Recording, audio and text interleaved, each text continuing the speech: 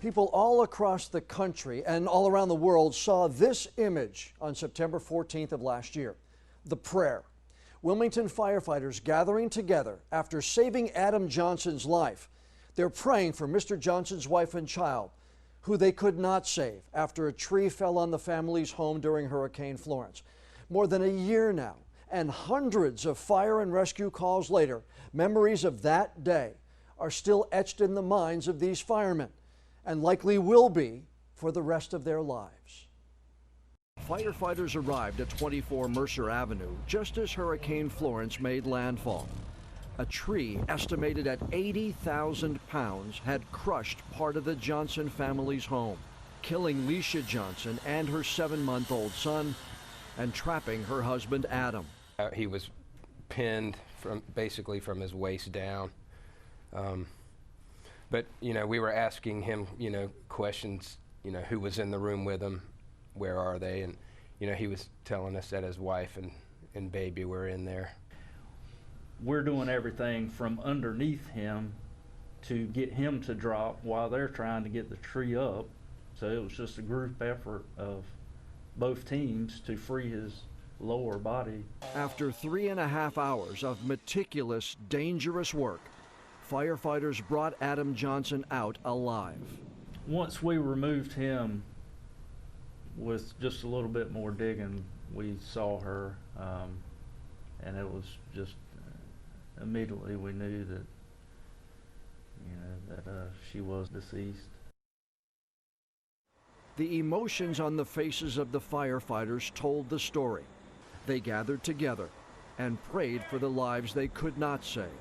At that time, they still couldn't make access to the mother and the child. And it was abundantly clear to me, kind of running that scene, that these guys were not going to leave until they got them out either. That was not even an option.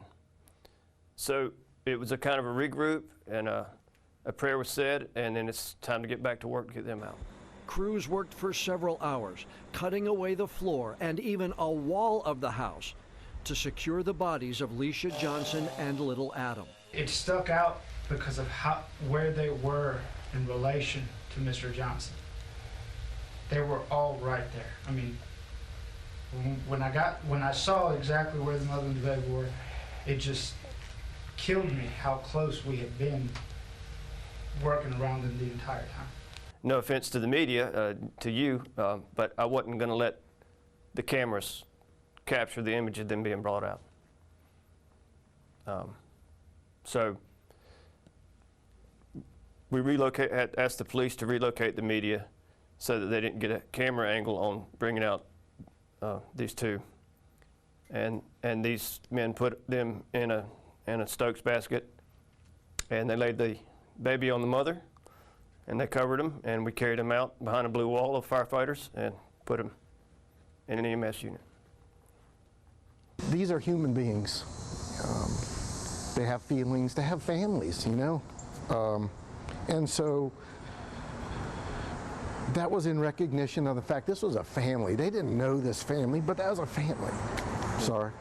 More than a year has now passed since that rescue on Mercer Avenue. These men have responded to hundreds, maybe thousands of calls for help since that day. Yet the memories and the what-ifs still remain. The crib, had the baby been in the crib's untouched. Baby would have lived. Would have been a better outcome. It's a hurricane. Wind's blowing hurricane force plus. Baby's in the crib crying. Where's baby going to go? In the bed with mom and daddy.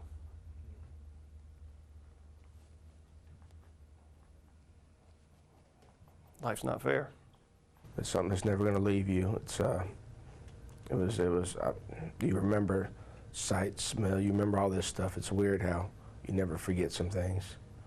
But you got to move on. You know, it's always going to be back there. You just got to move on because you got a job to do. That's what I tried to tell the guys, is that what they did was a win. They saved a man's life. You know, he would not be here if it was not what they did.